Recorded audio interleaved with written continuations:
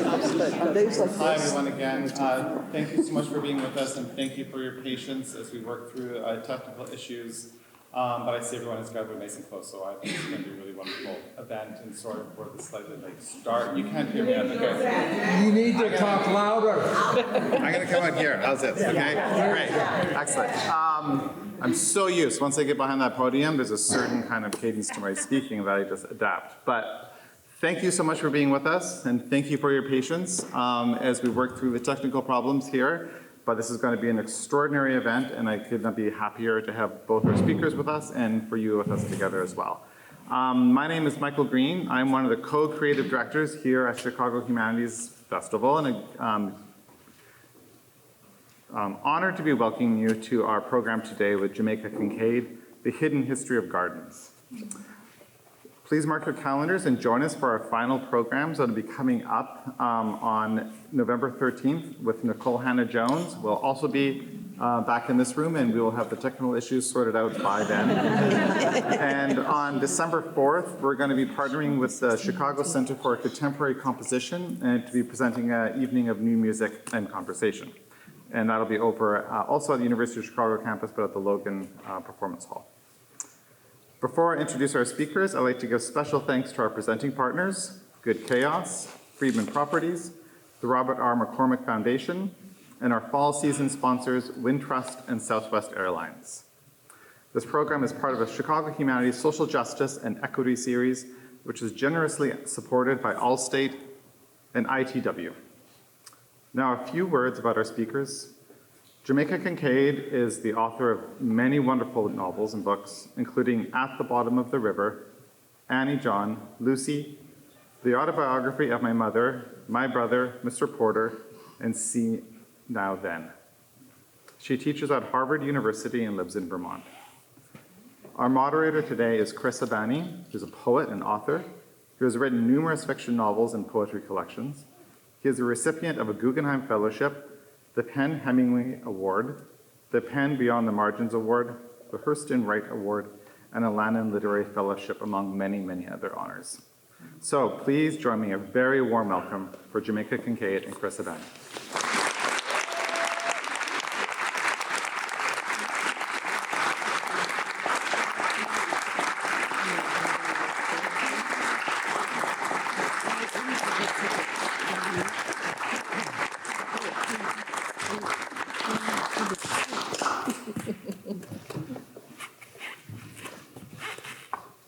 Hi, everyone.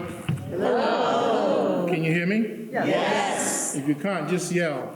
I'm a big man with a small voice. I look like I should sound like Barry White, but I sound like Michael Jackson. It's not very useful. They weren't kidding when they said it was intimate. Yes. I nice. thought it would be even smaller. Seems big enough. Every time I see a man with a cap, I think he and his wife are the people who saved me yesterday from being an obnoxious person. And so I want to rush up to them and say thank you. I thought it might be you. Your wife looks like you, but you're not. So there were some awful people sitting in back of me, two men, young men, and they were newly empowered. We shan't talk about wow. And I almost wanted to strangle them. The people, the two nice people who you look like, said, "Don't do it, don't do it." And I did not do it, and so that's why. Well, that's good. Yes. If we'd been there, we would have strangled them. There you go. There you go. And then you'd have been an accessory to murder. Yeah, exactly. I would have been the cause of your demise. Oh, don't worry, you'll be going in with them. No, I see. Co-conspirator. Yes. Ah, yes. Well, here we are. Thank you very much for coming.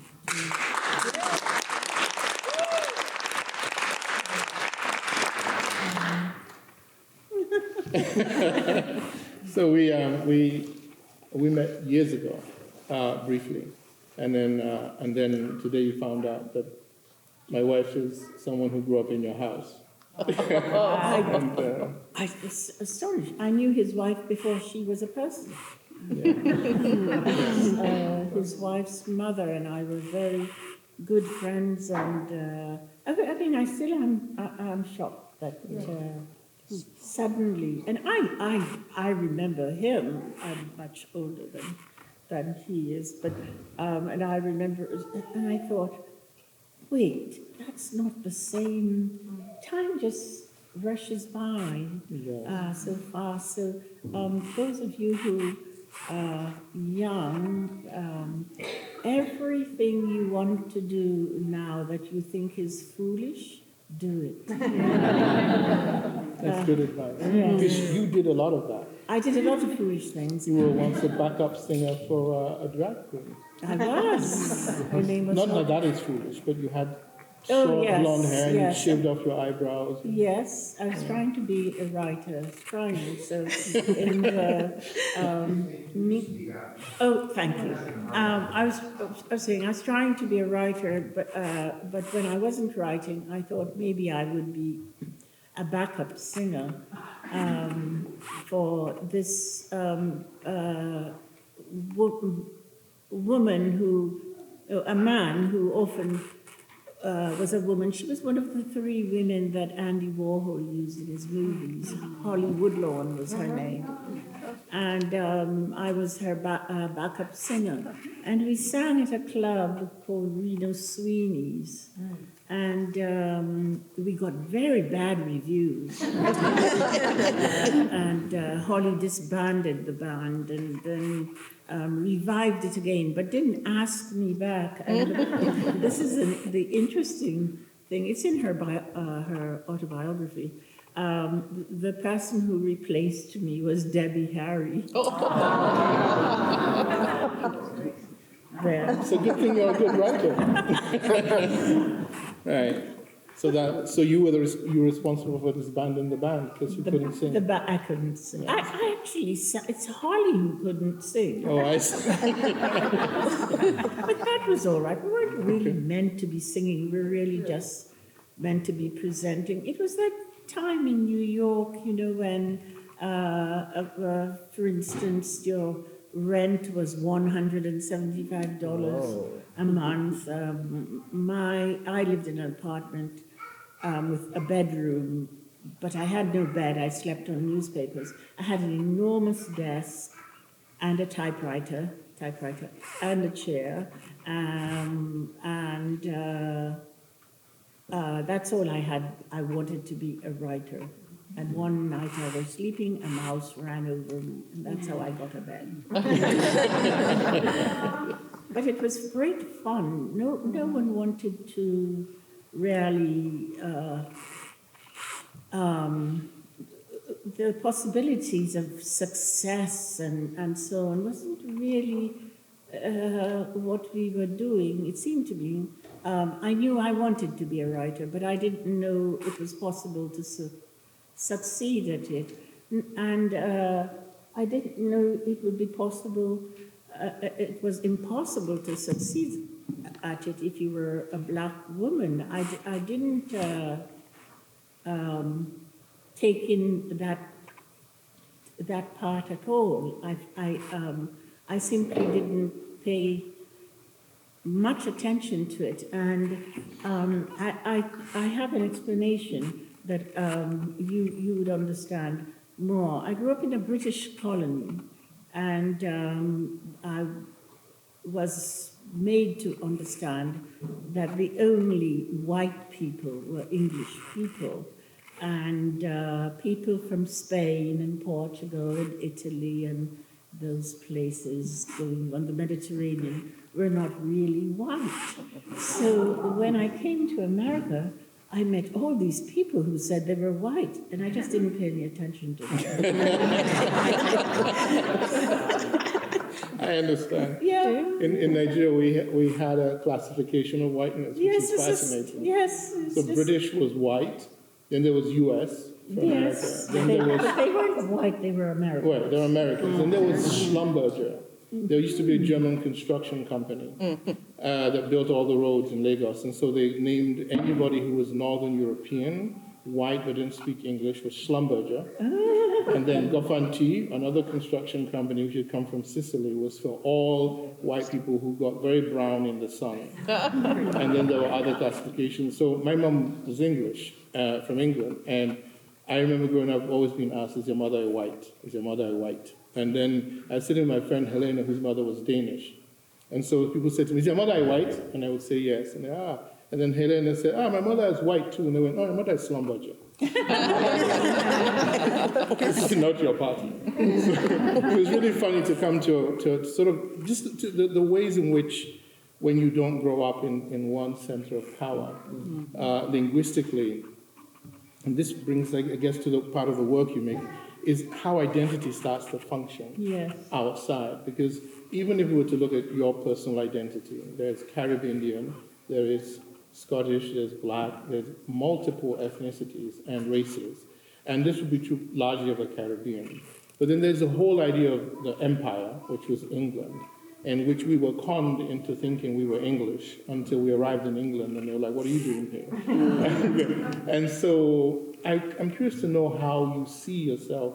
This is, you kind of intimated of it, but in terms of America, how do you see identity working? Because the complexities you make in your work suggest that you don't see the simple binaries that are often being addressed here. Thank you. That's very true. I have a difficult time entering a character's life through the way they look on the surface. I don't even know if I should tell you this peculiar Tell us. Okay. I should tell you because it will just, but it will work.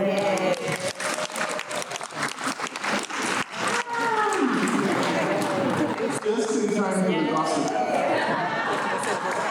Just in time for the revelation.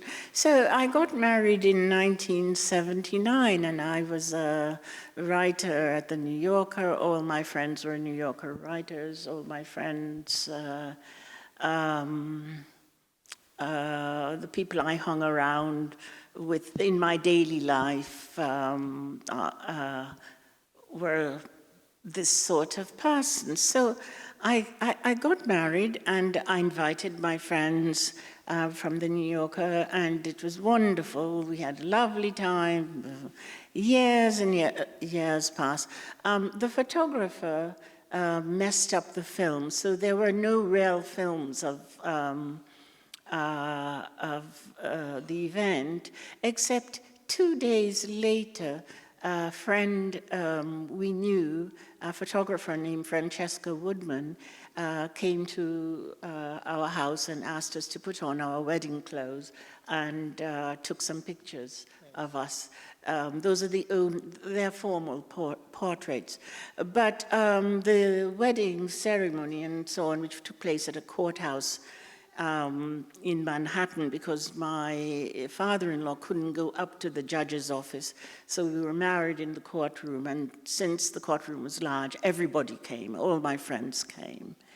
So many years later, maybe 40 years later, the person who took the photographs died, and her children found these photographs and sent them to me, and I was looking through them, and only then I realized I was the only Black person at my wedding. I had not noticed before. And I called up my friend Sandy, Ian Fraser, whose works you should read. He's a wonderful writer. And I said, Sandy, do you realize I was the only Black person at my wedding? And he said, I guess so.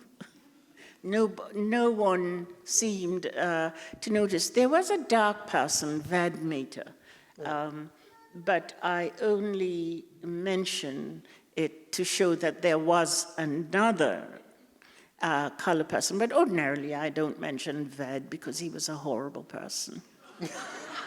That's great. So, well, we can fix that with Photoshop anytime. Yes, I'm going to put lots of... But I was actually just astonished. I'd never noticed. For instance, I thought when people were, what I could later see was racism, I thought, wow, that person was so badly brought up. I thought they were ill-mannered. Well, they are. But, well, it is true. One, two things. But also, I think that sometimes people...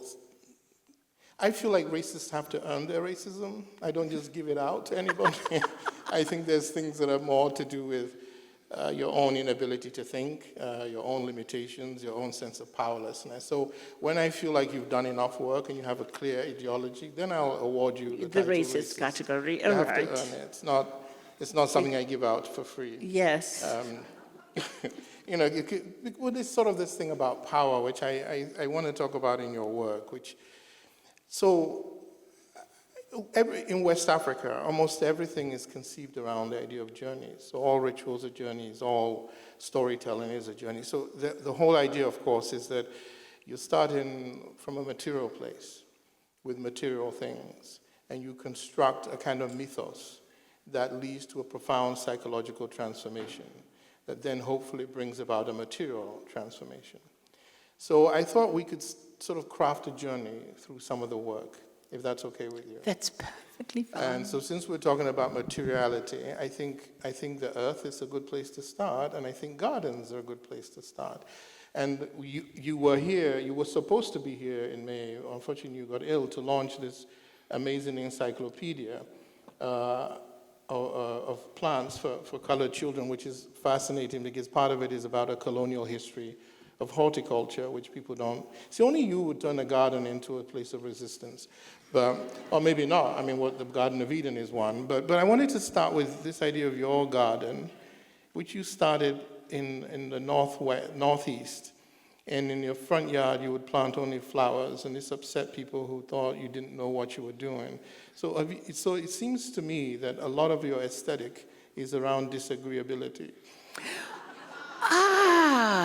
So this idea that everything is an opportunity for the redress of something, but that this philosophy is amplified, in fact, by your choice to use beauty and a carefully crafted thing to challenge things that people are often unaware of within their own received narratives. Am I onto something here? Very much so.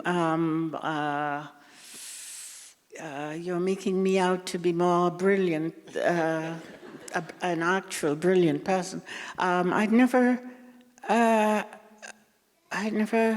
knew. I wasn't conscious that that's what. But it is true that I am the person who always says, but, and, or. But is the contradiction, and is the thing that joins the contradictions together.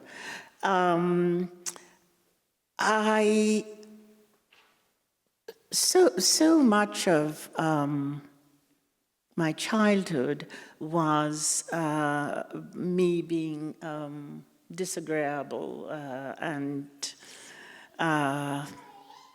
sent home or sent into the corner.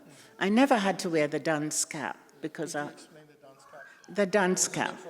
Literally, it was in the shape of a crown with the word dunce written on it. And if you were not the smart person, you came in last in the class, you had to wear the dunce cap and stand in the corner, and everyone knew you were the dunce. I know it's shocking now. Yes. But trust me, small humiliations are useful for dealing with Trumpers. Yes. Well, I didn't have to wear the dunce cap, but I often had to be punished in some way. One of my punishments was to copy out books 1 and 2 of Paradise Lost, and it had the opposite effect. I fell in love with the person you shouldn't fall in love with. The other thing, Just say who's the person, in case we all haven't read Paradise Lost. Lucifer. What was the quote? The quote is, better to rule in hell than to serve in heaven.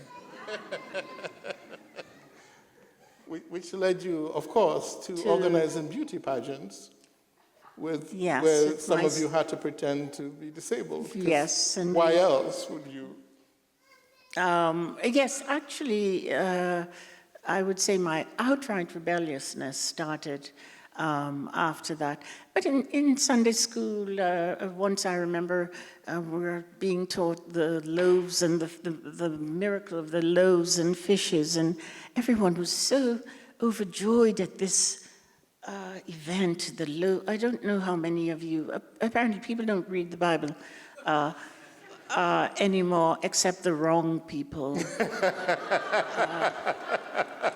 But it's actually a lovely book. You just should read it and put it down and don't do anything it says to do. Don't just say, oh, that's a great sentence.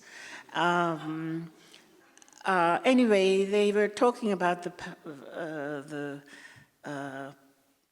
person who had 12 friends. That's another thing you learn about Christians. They're very lonely. They have to have friends. Sometimes it's... Apparently only 12. Well, they never stop at 12. They find 12 and then it's not enough. You have to get... Each 12 has to get 12 and then 12 and then 12. So the original Ponzi scheme. Yes. That's where Amway started, is it? They just can't keep to themselves.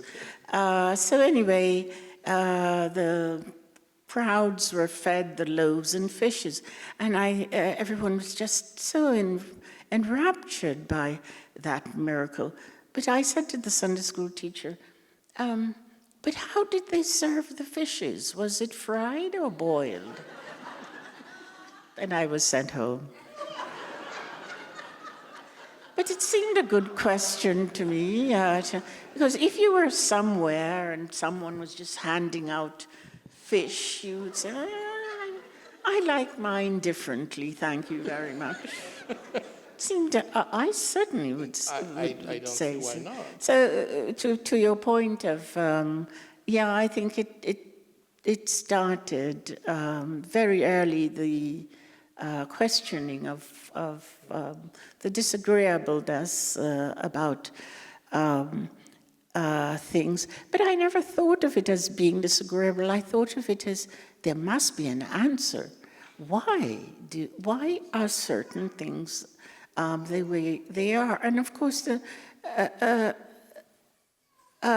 answer, I also came to realize, was never permanent, because you don't really, things change. Yes. The earth itself. You started out by asking me about the earth. Oh, I understand your pain very much, little one. About the earth. Yes. And how did you put it? Well, I think that even the story of Paradise Lost is a story of a garden. It's a loss of Eden.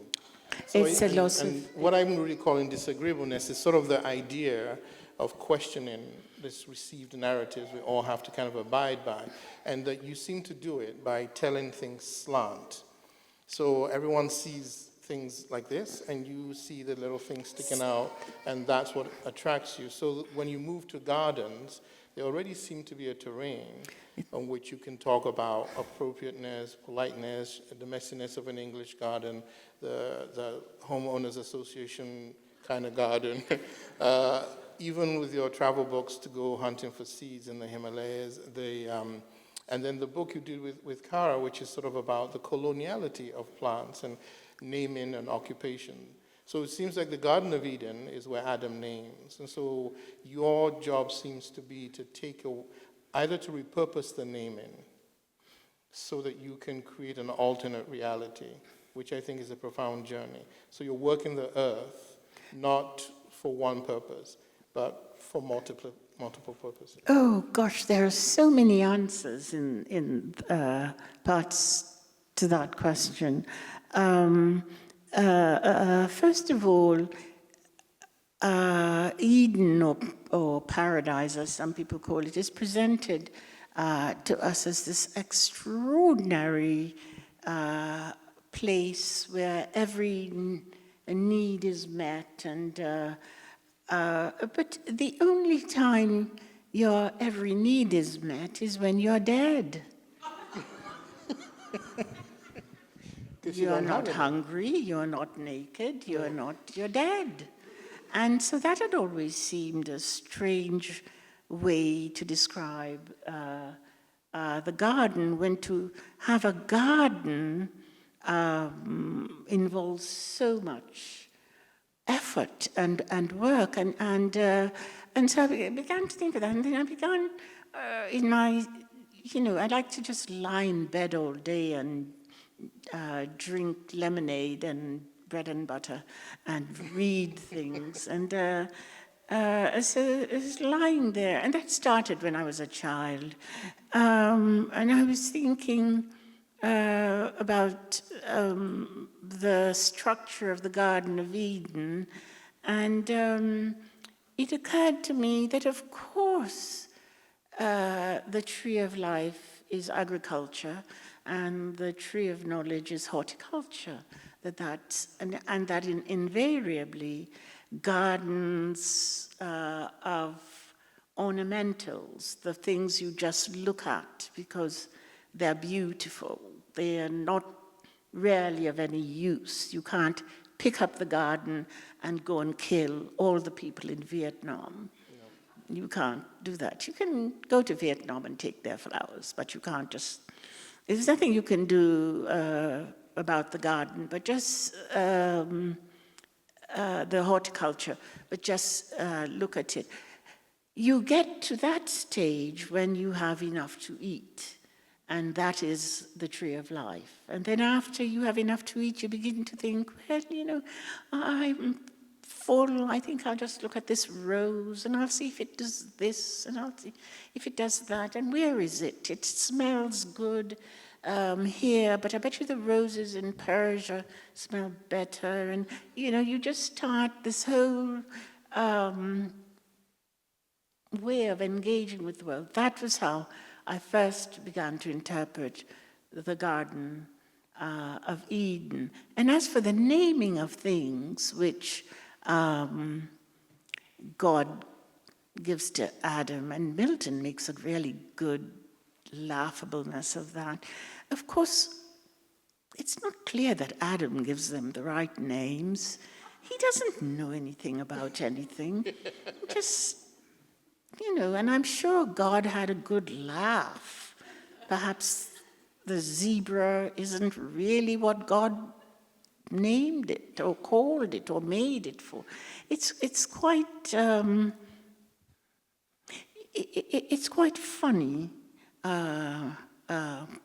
about us and the garden. So I began to just sort of think of how it might work. They're getting to know that they had no clothes, and what a profound thing that is, and the metaphor for all that happens is, when you know something, you are, in a way, becoming clothesless. When you get to know, oh, if I switch this, it will do that. It's another way of becoming naked. So I just began to think of the garden in that, interpret it in that way, and then one thing that persists, the horticulture, agriculture persists as in all cultures really that make gardens, but one thing that also really persists is the design of the garden. A river flows through it, and it divides into four. It's a quadrant. The garden, it's the eternal design of a garden is a quadrant, and you go against it. I refuse to have a quadrant, and my garden looks like a map. But it's an eternal design. Why I came to interpret all of this in this way is not clear to me. But when I read and I started to garden and I would read garden books, I was shocked at the ignorance in them. You know, they were all about this goes there, how to make a garden in winter. Well, no, you can't make a garden in winter because the trees need to rest, and you're just saying all these words about the berries will do this and the berries will do that and the branches will. It's just nonsense. Leave it. Go to sleep. So I just was so fed up with the way people thought of the garden, and not to see that at the heart of the garden is great suffering. There's my, not favorite, but one of, I was on a garden tour with these gardeners, and of course they were all people from not Italy and so on, but in the south, and we went to a garden called Middleton. But the night before, there was a dinner, and people said the usual. One man even gave a talk about some women who were locked up in Auschwitz and about to be murdered. And but they were musicians, and they were all in this house. They played beautiful music. They made a garden. It was in the quadrant. And I think they all perished. Anyway, he gave a talk on that, and I got more and more furious as I sat there listening to him, because outside the hotel was this large statue dedicated to a really horrible human being named John Calhoun. And I had just been reading John Calhoun I would read things for no reason at the time I can think of. This large statue to John Calhoun. He is, by the way, a wonderful writer. That's a glitch. He writes quite well. And next to, not far from it, was a memorial, a Holocaust memorial, not far from John Calhoun. And the whole thing just made me so furious. So when I got up to give my talk, I abandoned my speech and just started to rail against John Calhoun. And the president of the Garden Association of America, a man named Mr. Cabot, he's now dead, but he's very rich, and made 2 beautiful gardens in Canada. And he said that he regretted they invited me to be a speaker. And I was quite sad, because who wants to be regretted? So the next day for our tour, we went to a plantation called Middleton. Middleton Plantation. It's still there, and it's very beautifully designed. They don't know who designed it, but it has a beautiful series of ridges that lead to a pond. The pond is in the shape of a butterfly. It's filled with fresh water, and it was often used to flush out the saline from the rice fields. The rice fields were tended by slaves, particularly from Angola, because people from Angola were very familiar with growing rice. So they came from Angola. And I was looking at this, and I went up to him and I said, I brought politics into the garden because Mr. Middleton was one of the signers of the Declaration of Independence.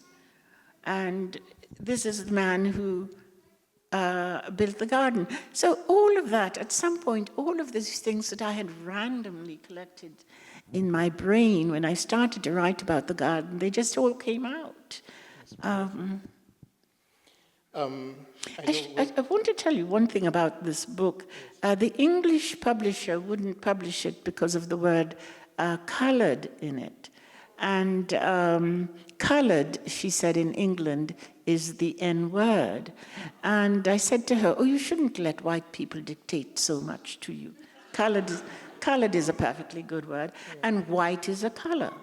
Yeah, but also having grown up partly in England, the N word is the N word in England.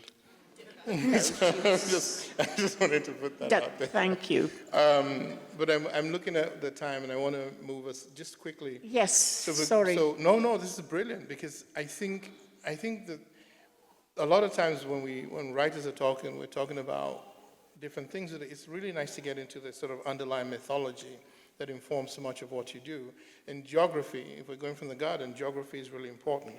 And so you're a Caribbean writer by many definitions, but also an American writer, although there are people who claim that the Caribbean goes all the way up to Mississippi. That's Carlos Fuentes' argument. So I suppose half of America is Caribbean, but you certainly see it in New Orleans. You definitely do. So, but there's so many male, and this is a particular masculine folly, so you don't have to pay attention to it, but so many male Caribbean writers have tried to create a kind of myth, an story for the Caribbean that kind of works across, because the Caribbean is so complex.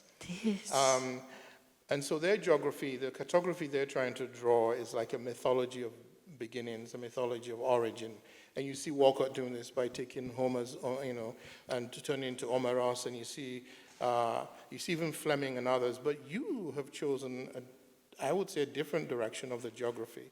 You've gone for the inner geography. And more importantly, it seems, so if we think about the many ways in which it is claimed that Sappho, the Greek poet, interrupts the epic by introducing the lyric, in other words, the positioning of self, it seems to be that female writers are less interested in the drum roll of look what I can do, and are more interested in the deeper questions of where does the self exist in things. So if you look at the things you're doing in your work, it is sort of you're sort of mapping the internal geography from a small island, which you go from the outside to the inside, and you implicate the reader in that journey by using the second person. If we look at Girl, if we look at things like Autobiography of My Mother, there are these ways in which you're talking about the peculiarity of being, how women come to identity, if we're to believe Melanie Klein, which is that you get subsumed into the mother's position. And so that you have to ask different questions. And so that the charting of that inner self, which male writers seem to just take for granted that there is a self, and that self projects like Adam onto the world, you're doing this incredible unstitching and restitching of an inner geography, which I then see having this great effect on the outside world. How do you see yourself in that conversation? Well, I wish you would speak more about what I've done. It's so enjoyable to be sitting and hearing, you've done this, you've done that. And I have to go home to just all the things I haven't done. So I can't even remember your question, but what am I? Well, I was an only child for 9 years, and my mother came from another island. She came from Dominica, and you wouldn't believe these people who have the same origin story, slaves from Africa, but living on different islands, ruled by different people. They don't like each other. So my mother was from Dominica. Dominica was French. Until some battle with the French, and the French lost again, and they had to cede Dominica and St. Lucia. That's Derek. Yes, and so Antiguans don't like Dominicans for one thing, Dominicans tend to be Catholic, and that's a whole other thing. The Catholics as a racial group that you all don't even know about anymore, though now they run the country. So she wouldn't allow me to play with the other children because they were Antiguans and she thought they were badly brought up. And so I was always alone, and I would make up these things. And I read a lot. It's funny about the garden and me, because the three things about the garden, as I've put in the garden, is geography, history, and botany, and they were my favorite subjects as a child. It seemed to me that, well, it's not clear to me, let me put it this way, it's not clear to me that had Africans gone to Europe, that the situation been reversed, that the same thing wouldn't have happened. It's not clear to me at all that we humans are incapable of not taking advantage of each other, given a chance. So the whole, when I start to talk about the things Europeans did, I can't really, they're Europeans, they come from Europe. They've made, what is it Hegel said, geography is history? And they've made something out of that. And one thing I must say about Europeans at that time of they call the Enlightenment, which everybody can see is an unenlightenment. Yes, they like to say they're doing something when they're doing a very bad thing. I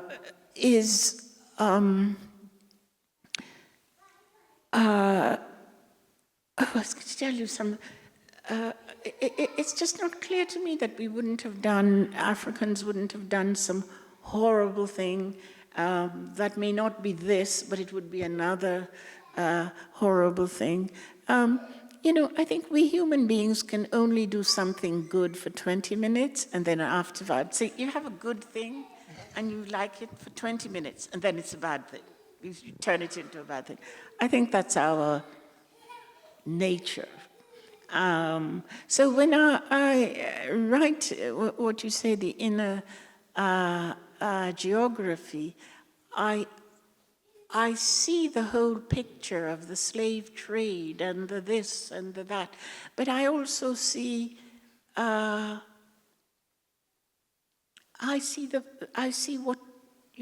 a person would do. I see what a person. I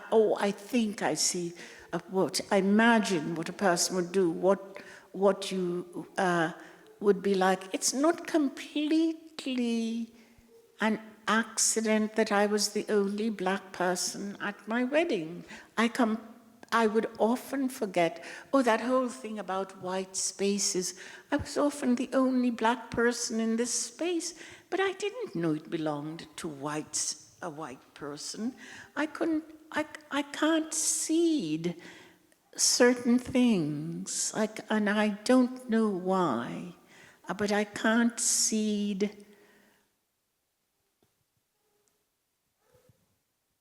I can't naturally see that there's such a thing as an injustice that is limited only to me.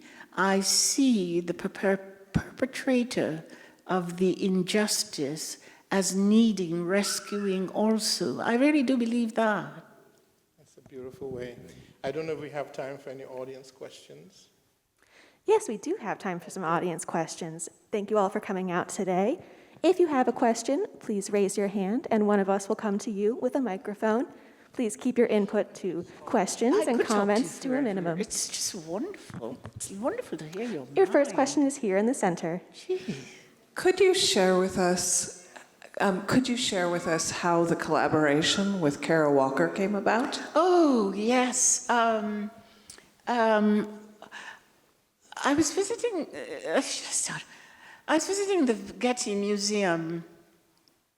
I think I had gone to see an exhibit they had on Orientalism, and they had a lot of things. Anyway, naturally, I go to the bookshop and I found this enormous book called Photographs I Like. And it's a big book, maybe 11 by something. And I bought it. It's completely blank pages. I love books of blank pages, so I can just write in them. So I bought it. And I began to think, what would I do with it? I can't draw at all. So I began to make an ABC. I thought of it, ABC. I didn't know what it was. Then one day I read in the New York Times that there weren't enough children's book for children of color. And I said, well, I'll just write a book for children of color. Of course, I can't write a children's book. So I decided on the encyclopedia. Well, no one wanted to do it because it said for colored children, and I refused to remove the colored children, the colored from it. I didn't want it to be for children of color. What color are children of? Do they go out and say, I'll have pink today? No. All children, white is a color. White people who call themselves white tend to forget that white is a color. It's in a way psychologically so damaging, as if they're erasing themselves. White disappears. But no one wanted to publish it. And then somehow one day I thought, I wonder if I could ask her. I didn't know her at all. The first time we met was when this book was published. And I wrote to my friend Hilton Alls, who's also a friend of hers, and asked him if he could tell me how to get in touch with her. And I wrote to her, and I was so sure she would say, this is beneath me, that when she wrote back, I immediately wrote her a letter of apology, saying, I'm so sorry I asked you to do this silly thing. And she wrote back and said, no, I think it's interesting, I'd like to do it. And I would send her notes, she would send me back drawings. That's how it came about. There wasn't any grand plan. We did it rather quickly and effortlessly, I think. On my part, I already knew what I was going to say. Oh, I left out so much, because there's so much to do, and I wish one of those educators would, those people who write books would do something like that. Those writers. Yes, those. Well, there are no writers anymore. They are just people who assemble books together. Your next question is in the back center here. Thank you for your stories. Speaking of relationships between the islands, since you had a choice of a first name, how has Jamaica returned the favor? Say that again? Since you had a choice of names, yes. And speaking of the competition between the islands, how has Jamaica returned the favor to you? Oh, they don't like it at all. Sometimes people say to me, why did she have to call herself Jamaica? Of course, I wasn't thinking that one day the name Jamaica and me would mean anything. I've never imagined that one day I would be asked why. I was trying to write without letting my parents know, because they had sent me away to be a servant. And I decided not to be a servant, but to be something else. And I didn't want them to know that I was doing something that was so beyond anything they had thought of me doing. And also I was sure I would fail at it. But I've never let the knowledge of failure stop me. But I do love the island revenge, though. So if you did fail at it, Jamaica failed at it. Not Antigua. But yes, right. But I noticed that quite a few people have now taken island names. It's and I'm very glad of that.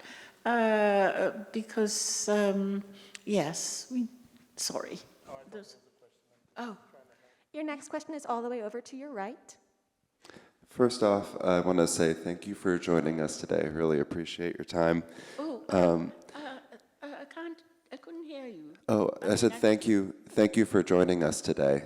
I really appreciate your time. Thank you. You said something really interesting to me, many things, of course, but one in particular was, at the heart of the garden is great suffering.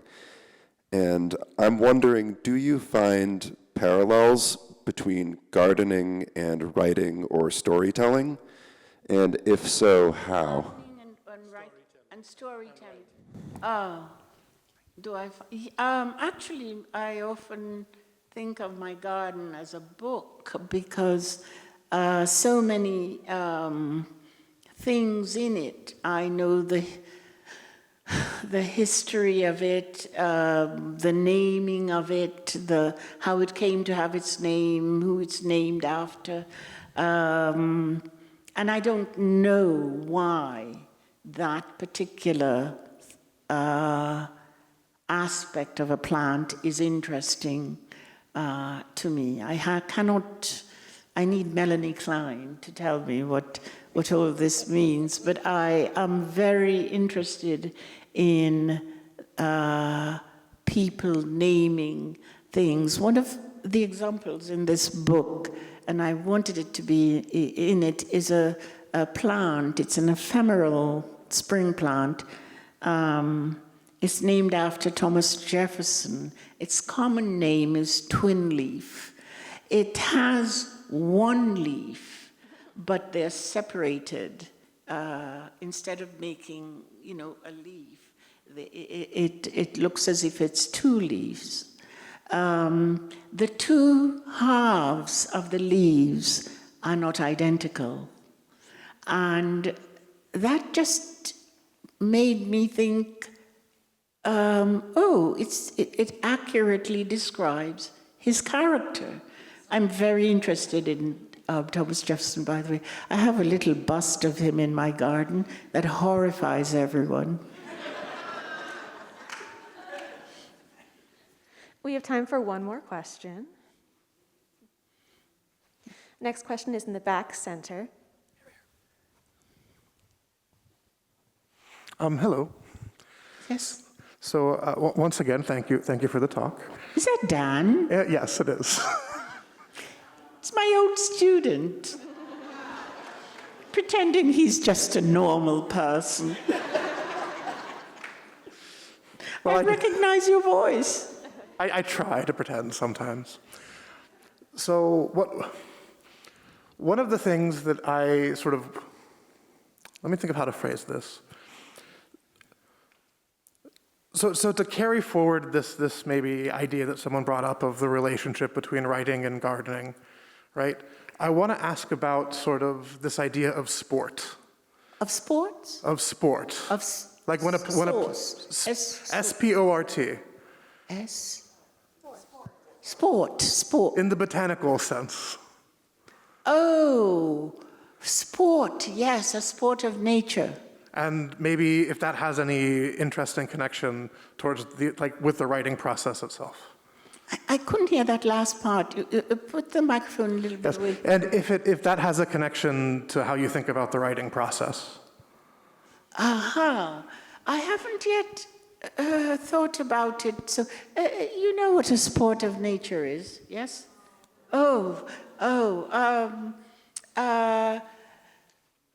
Sometimes a plant will do something different. It will be, I'm sorry? A monstrosity? It's, no, it's not a monstrosity. A plant is never a monstrosity. A human being, yes.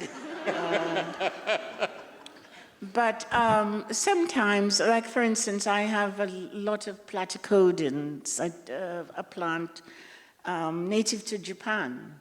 And it's supposed to have, it's a little cup, and then the cup will split so that it looks like, as if it has 4 petals. Well, in my garden, a bunch of them decide to look like roses. They have rows and rows of petals, and sometimes they're pink, and sometimes they're blue.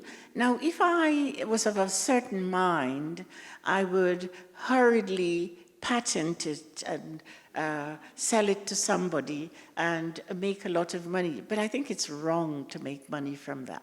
It's something the plant did. Perhaps it was excited that day.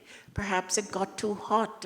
Who knows why it decided to become looking like a rose. And it spreads. I have lots of it. And every day I go out, every season I go out to see if it still came back. Oh, it comes back. Yeah, that's a sport of nature. There are many things.